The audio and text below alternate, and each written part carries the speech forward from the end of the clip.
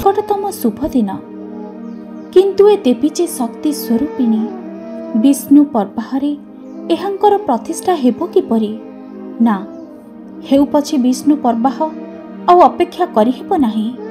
माँ विकल होई पड़िलेनी। ता छड़ा जहा शक्ति ताहा ही माधुरी सेइथि पाई तो से परमासी माया जी काली से लक्ष्मी से पुणी लज्जा जे मुंड मालिनी से पुणी पद्मालया सर्वार्थ साधिका। 1262 साल ज्येष्ठ 12 दिन स्नान यात्रा दिन मंदिर प्रतिष्ठा हैला। देवी भवतारिणी पाषाणमयी अथच करुणाद्रवा मृत्यु वर्जिता शिव सुंदरी त्रिनयनी तेजरूपोज्ज्वला पुरातनी परमार्था काललोकवासिनी काली कपालिनी रूपार सहस्रतल पद्म ता उपरी दक्षिण को मस्तक रखी साईत सविभूत शिव तांकरी बक्षरे पाद स्थापन करी दंडायमान भवतारिणी परिधान लाल बनारसी मस्तकरे मुकुट गलारे सुनार मुंडमाला नाना अलंकार सर्वांग विभूषित कटी तटरे सारी सारी खंडित नरहस्त देवी चतुर्भुजा दुई बाम हस्तरे नूर्मुंड आउ असी दुई दक्षिण हस्तरे बर ओ अभय मुद्रा देवी दक्षिणास्या। एतिकिरे किंतु सरिला नाही। 2,25,000 टंकारे दिनाजपुर जिले शालपाड़ी प्रगणा किणा हैला। माँ को सेवा पाई दान कले शालपाड़ी तथापि संपूर्ण हैला नाही। माँ अन्नभोग चाहिछंती सेथिपाई कौन व्यवस्था करा जिवो? पंडित माने कहिले सेथिपाई विधि नाही। माँ को मुठाए खाइबा को देवी भक्ति रे सेथिपाई विधि नाही। तुमे राणी होई पार मात्र शूद्राणी शूद्राणीर अधिकार नाही देवता को भोग देबार। वेदनारे भांगी पड़िले रासमणी। एहा होई पारे ना। विधि और भक्ति मध्यरे एते प्रभेद कौन संभव? छोट जाति रे जन्म होईछि बोली मो कौन माँ कर संतान नुहे? माँ कौन नीच अन्न ग्रहण करती नहीं? ना रासमणी स्थिर कले प्रचलित प्रथार व्यतिक्रम करिवे। एहा तो विधि नुहे विधि विडंबना। मु एहाकु केबे हेले मानि नै परिबि नाही। अभुक्त रहिबाकु देई परिबि नाही। माँ को तांको पई नित्य भोगर व्यवस्था निश्चय कराइबी। सावधान जदि से भली किछि कर ब्राह्मण माने मंदिरर प्रसाद ग्रहण करिबे नाही। तुमर ए देवालय अधर्माश्रित हेबो। तेबे उपाय? राणी चारियाड़कु लोक पठाइले। केउठी कौनसी टोल बा चतुष्पाठी रे कौनसी पंडित किछि व्यवस्था कराई परिबे कि ना? समस्ते एक वाक्य रे कहिले कैपर्त कन्या देवी को अन्नभोग देवार अधिकारी नुहे। राणी अत्यंत आकुल भावरे कांदिबकु लागिले। काहेकि एथिरे कांदिबार कौन अछि? एते बड़ गोटाए कीर्ति स्थापन कल देश विदेश रे तुमर ना प्रचारित हैला। एटा कौन कम कथा? जे स्वयं अन्नपूर्णा तांको पाई कौन संसार रे अन्नर अभाव अछि? तथापि माँ जदि झियो घर को आसे झियो कौन माँ को उपवासी रखिबो? मु नाम जस चाहे ना।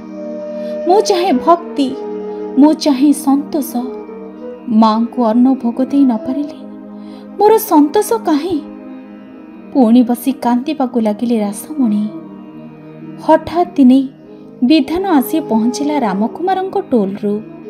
प्रतिष्ठा पूर्वरु राणी जदि दक्षिणेश्वर समस्त संपत्ति कौनसी ब्राह्मण को दान कर दियंती तेबे अन्न भोग हेई परिबो। मंदिर रे ब्राह्मण मानकर प्रसाद सेवन रे मध्य कौनसी बाधा रहिबो नाही। अंधकार भितरे रासमणी देखिबाकु पाइले मांकर आनंद दृष्टि अभय दृष्टि। किंतु ए व्यवस्था रे पंडित मानकर संतोष आसिला नाही।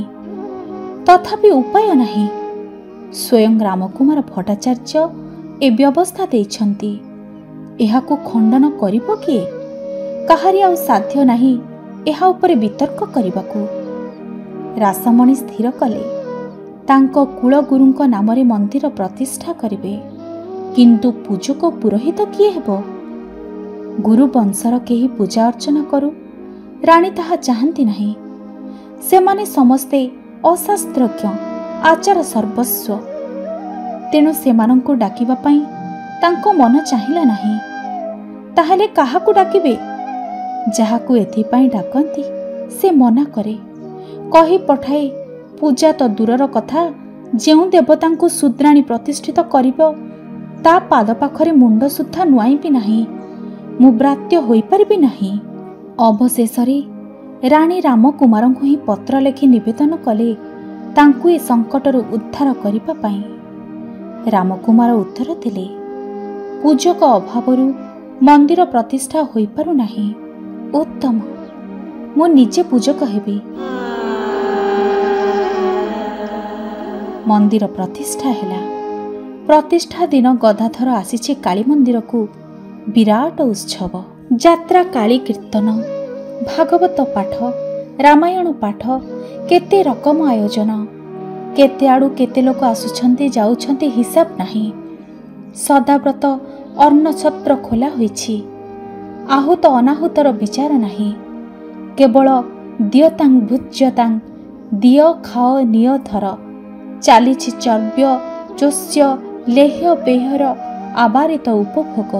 ଗଦାଧରର ମନ ହେଉଥିଲା ଯେପରି ଭଗବତୀ କୈଳାସ ଶୂନ୍ୟ କରି ଚାଲି ଆସିଛନ୍ତି ମନ୍ଦିରକୁ, ଅଥବା ସମଗ୍ର ରଜତ ଗିରିଟାକୁ ରାସମଣି ଉଠାଇ ଆଣି ବସାଇ ଦେଇଛନ୍ତି ଦକ୍ଷିଣେଶ୍ୱରରେ। ଏତେ ଆୟୋଜନ, ଏତେ ଅଜସ୍ରତା, ତଥାପି ଗଦାଧର ମନ୍ଦିରର ଅନ୍ନଭୋଗ ଗ୍ରହଣ କଲା ନାହିଁ। ବଜାରରୁ କିଣି ଆଣିଲା ପଇସାକର ମୁଢ଼ି ଉଖୁଡ଼ା, ସେଇଆକୁ ଖାଇ ରହିଲା ସାରା ଦିନ। ବେଳ ଗଡ଼ିବାରୁ ଚାଲି ଚାଲି ଆସିଲା ଝାମା କୁପୁର। କିଛି ଖାଇଲୁ ନାହିଁ କାହିଁକିରେ ଗଦାଇ? ପଚାରିଲେ ରାମକୁମାର। ଭାଇ, କୈବର୍ତ୍ତର ଅନ୍ନ ମୁଁ ଖାଇପାରିବି ନାହିଁ। ରାମକୁମାର ମନେ ମନେ ଭାବିଲେ, ଗଦାଧର ଏତେ ବଡ଼ ହେଲାଣି, ପଣ୍ଡିତ ହେଲାଣି, ପିଲାବେଳେ ଇଏ ତ ପୁଣି ଧନୀ କମାରୁଣୀ ହାତରୁ ଭିକ୍ଷା ନେଇଥିଲା। ତହିଁ ଆରଦିନ ସକାଳେ ଉଠି ଗଦାଧର ଦେଖିଲା ଭାଇ ତଥାପି ଫେରି ନାହାନ୍ତି। ମାନେ ଭାଇ କ'ଣ ସବୁଦିନ ପାଇଁ ମନ୍ଦିରରେ ରହିଯିବେ? ଅଭାବନୀୟ କଥା। ଦିନେ ଗଲା, 2 ଦିନ ଗଲା, 7 ଦିନ ଚାଲିଗଲା, ଭାଇ ଫେରୁ ନାହାନ୍ତି। ଆଉ ଅପେକ୍ଷା କରିହେବ ନାହିଁ। ଗଦାଧର ବାହାରିଲା ଦକ୍ଷିଣେଶ୍ୱର। ଘରକୁ ଯିବେ ନାହିଁ? ନା, ଭାବୁଛି ଜୀବନର ବାକି ଦିନ କେତେଟା ଏଇଠି କଟେଇ ଦେବି। ଗଦାଧର ଆଶ୍ଚର୍ଯ୍ୟ ହେଲା, କହିଲା, ତେବେ କ'ଣ? ହଁ, ମୁଁ ଏଇ ମନ୍ଦିରର ପୂଜାର ଦାୟିତ୍ୱ ନେଇଛି। ଟୋଲ୍ ଏଥର ବନ୍ଦ କରିଦେବି। ତୁ ବି ଚାଲିଆ ଏଇଠିକି ମୋ ପାଖକୁ। ଗଦାଧରର ପ୍ରବଳ ଆପତ୍ତି। ଏହା କ'ଣ ସମ୍ଭବ? ବାପା ଜୀବନରେ କେବେ ହେଲେ ଶୂଦ୍ର ଯାଜି ହୋଇନାହାନ୍ତି। ତାଙ୍କରି ପୁଅ ହୋଇ କେଉଁ ଯୁକ୍ତିରେ ତାଙ୍କ ପ୍ରଥା ଲଙ୍ଘନ କରିବେ? ଆପଣ ସେ ବୁଦ୍ଧି ଛାଡ଼ନ୍ତୁ ଭାଇ। ରାମକୁମାର ବହୁତ ବୁଝାଇଲେ, ବହୁତ ତର୍କଯୁକ୍ତି କଲେ। ଗଦାଧର ନିର୍ବିଚଳ, ନିଷ୍ଠାରେ ନିୟତ ସ୍ଥିତ। ତାହେଲେ ଧର୍ମପତ୍ର କରିବା, ପ୍ରସ୍ତାବ କଲେ ରାମକୁମାର। ଧର୍ମପତ୍ରରେ ଯାହା ଉଠିବ ତାହାକୁ ଦୈବାଦେଶ ବୋଲି ମାନି ନେବେ। ଗଦାଧର ରାଜି। ଗୋଟାଏ ଛୋଟ ଘଟି ଭିତରେ କେତେ ଖଣ୍ଡ ସାନ ସାନ କାଗଜ ରଖାଯିବ। କେଉଁଟାରେ ହଁ ଲେଖାଯିବ, କେଉଁଟାରେ ଲେଖାଯିବ ନା। ଅନ୍ୟ ପକ୍ଷେ ଶିଶୁଟିଏ ଘଟି ଭିତରେ ହାତ ପୁରାଇ ତା ମନ ଇଚ୍ଛା ଖଣ୍ଡିଏ କାଗଜ ବାହାର କରି ଆଣିବ। ଯଦି ହଁ ଥିବ ତେବେ ମନ୍ଦିର କାମ କର, ଯଦି ନା ଉଠିବ କର ନାହିଁ। ବୁଝିବାକୁ ହେବ ତାହା ହିଁ ଈଶ୍ୱରଙ୍କ ନିର୍ଦ୍ଦେଶ। ଧର୍ମପତ୍ରରେ ହଁ ଉଠିଲା।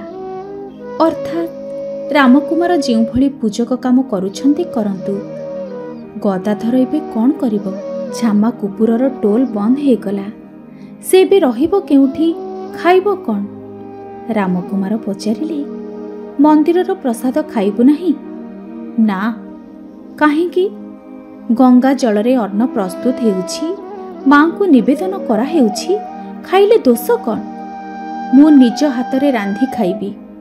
ଭଲ କଥା, ତେବେ ସିଧା ନେଇ ଚାଲିଯା ଗଙ୍ଗା କୂଳକୁ, ରାନ୍ଧି ଖାଇବୁ। ଗଙ୍ଗା କୂଳରେ ସମସ୍ତ ପବିତ୍ର, ଏକଥା ତ ମାନିବୁ। ଗଙ୍ଗା ନାଁ ଶୁଣି ଗଦାଧର ତରଳିଲା। ସକଳ କଳୁଷ ଭଙ୍ଗା ଗଙ୍ଗା, ତବ ତଟ ନିକଟେ ଯସ୍ୟ ନିବାସଃ, ଖଳୁ ବୈକୁଣ୍ଠେ ତସ୍ୟ ନିବାସଃ। ସେହି ଭବଭୟ ଦ୍ରାବିଣୀ ଭାଗୀରଥୀ, ତାକୁ ପ୍ରତ୍ୟାଖ୍ୟାନ କରିବ କିପରି ଗଦାଧର?